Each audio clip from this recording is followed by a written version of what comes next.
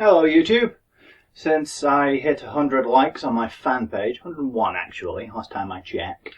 I know I'm having a lot more success there than I am on YouTube, but that's beside the point. Anyway, I said I'd do a facts about me thing, and I've decided I'm going to do 8. Why 8?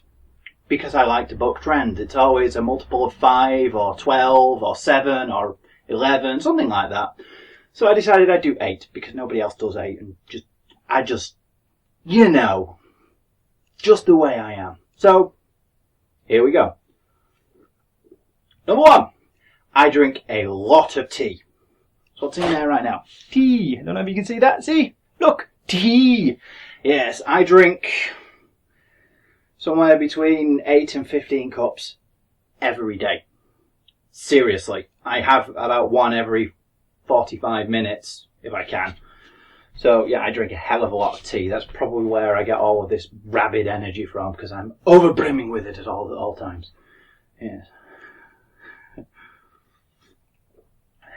Number 2. I couldn't read until I was 7. I'm now a writer. Published writer.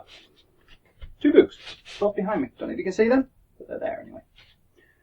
And I couldn't read until I was 7. I just had no interest in it. It wasn't until 1985 when the Transformers first started being released that I really got into it. I was out in a place called Blackpool, which is, it's, a lot of people call it the English equivalent of Las Vegas. I'm not entirely sure why Blackpool's shit. But anyway, I was there with my grandmother once. We were walking down the pier. Down the beach, down the waterfront, and she spied this tiny little booth, this little circular thing, that was an actual a newsagent. And she asked me, do you want a comic? I had no idea what a comic was. I was 5 at the time. I had never even heard of one. And I said, yeah, sure, whatever. She took me in, and she did the most intelligent thing that she's probably ever done in her life. Well, I don't know about that. My grandmother was a very intelligent woman, but as far as my life was concerned anyway, she asked me, what do you want? And I chose She-Ra, as it happens. For those who don't know, Google it. And read it. Well, it was read to me.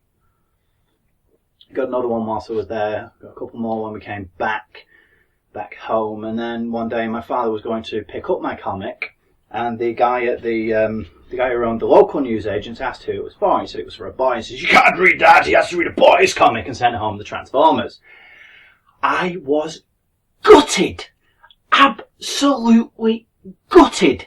I wanted She-Ra. But anyway, it sat there for a little while, and they kept collecting them, and eventually I agreed to have it read to me. And I was like, you know what, actually, this is really cool. Being 5 years old, and giant robots beating the shit out of each other and turning into guns and cars and tanks and airplanes. Yeah, it caught my attention. And what they used to do is they used to read the comics and they follow the words with their finger. And that's what I go along with it. And then one day when I was about 6 and a half, 7-ish, my father, I'd gotten a new one. My father asked me, do you want me to read the comic to you? And I said, no, I've already read it, because he said earlier he couldn't do it on time. And I just realised, I was looking through it, looking at the pictures, and I just realised I can read this. So yeah, couldn't read until I was 7. Damn sure made up for it though, didn't I? Number 3, following the theme. I left high school with only 3 qualifications across 2 subjects. In the UK we have what they call the GCSE, the General Certificate of Secondary Education. I passed only 3 of them, 2 of them being in English. One of them, my highest grade, which was an A as it happens, which is only 1 below, I got something like 96%, which is pretty high, was an exam I wasn't supposed to do, because at the time the way things worked is that you do a lot of coursework throughout the last 2 years, and that would make up, I think it was something like 40% of your overall mark, and then the exam would be the rest. And I didn't have enough coursework, so I couldn't be entered for it. But when it came time to do the exam, they gave me the exam, and I thought, sod it, and I did it anyway, and I got an A. That was in English literature, writing. The other one was English language. I got a C in that, and I also got a C in science, but I got a D in maths, which is still considered a passing grade, because I actually was graded. I didn't get unclassified. So in that respect, I got all of them. But it's the equivalent of getting, like, a passing grade rather than a grade that people want. Everybody wants A to C grades these days. So yeah, I've tried to go to college several times and never finished it, though I will be going back shortly to do what they call an access course, which will get me into university next year or the year after. Ish. I've won the badge of being, like, no qualifications but a published author for long enough. It's time for me to go and start collecting PhDs. Which brings me to number 4. I'm going to spend the rest of my life in education. I'm going to get as many PhDs as I can before I die. First one is English. That's for me, because that's the one I want. That's what I really want. After that, I'm not 100% sure yet. Maybe astrophysics, because I have a great interest in the planets and stuff. And get one in, I don't know, I'll just see as I go along. I'm just going to collect PhDs. I'm aiming to get at least 10 before I die, because I figure if I can get one every 5 years, take my time over them, not do them all at once. One every 5 years. If I get 10 of them, that's 50 years, and I'll be dying in my 80s. Sounds good. So sticking with the theme, number 5, I lied about my IQ for most of my life. It wasn't until about a year ago, actually, when I started being honest with myself about what my IQ actually is. It's because of a very good friend of mine. She encouraged me. I took advice from a 17-year-old girl. Yeah, I was 31. She was 17. In fact, I was 32. She was 17. She was giving me advice. She was passing out the wisdom to me. So I stopped lying about it. Or should I say stopped obscuring it, because I don't even know what my IQ is. I do know that apart from one aberration, which came out at 87, every IQ test I've ever taken, the lowest score I've ever had is 134. The highest score I've ever received was 192, which it also seems like an aberration to me. Anyway, for a long time I told people that my IQ was around 115-ish, because that was about as low as I felt confident being able to convincingly get away with being who I am. Why I lied about it, I'm not 100% sure. Perhaps I thought that by obscuring the height of my intelligence, I'd be more accepted by people. Shockingly, it didn't work. So I got to the point in the end, I thought, you know what, fuck it. If you don't like how intelligent I am, that's your problem. If you're going to try and knock me down a peg, go right ahead.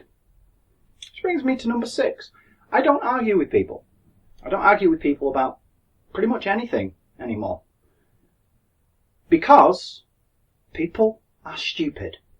They don't rely on facts. They rely on stating something as a fact and continually restating something as a fact until the other people give up.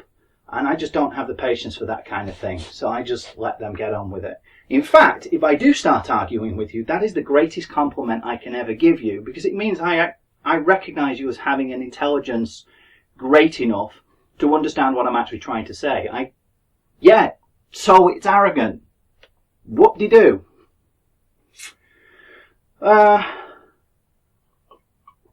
Either that or I'm just patronising you the entire time. I do that a fair bit. It's a British thing. I'm British. I drink tea. Actually, number 7. I'm not British. I was born and raised here. I'm a British citizen. I was born and raised as British. I mean, English is the only language I can speak convincingly. I can sort of read French. But genetically speaking, the history of my family were actually Norwegian. Come from Norway, shockingly enough. Pretty cool, huh? A Viking family. So I've gone back to the Viking heritage. I know if I was to say that I had any religion at all, it would be Odinism, although I don't like that term because that implies that we're putting Odin above everybody else, and he's not. He built the halls of Valhalla and everything, but I'm not a particular religious person, but I have an interest in the history of the Norse beliefs, so to speak. And number 8, my family in the 1600s in England was one of the royal families, one of the royal houses. We have our own coat of arms, which has 2 dolphins on it, one on either side. They were very, very big, the Coulsons, in the 1600s. I always forget, was it? Yeah, 1600s. For about 80 years, they were one of the most respected families, and then just sort of fizzled out for no apparent reason. Not entirely sure why. I know that in the late 1800s, a lot of Coulsons moved to Philadelphia, and as far as I can tell from what little research I've done, there's still some pocket of them there that have some respect in their local area. But over here, it's not a particularly common name anymore. Never really was. But there you go. A little bit about me. If there's anything else you want to know,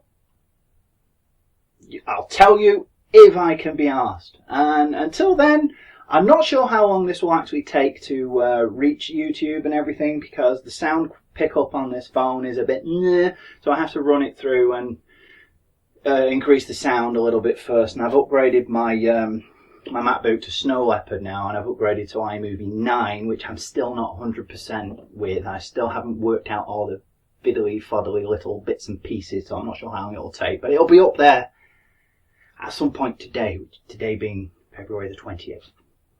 So, until next time, thank you for watching, and drink some tea.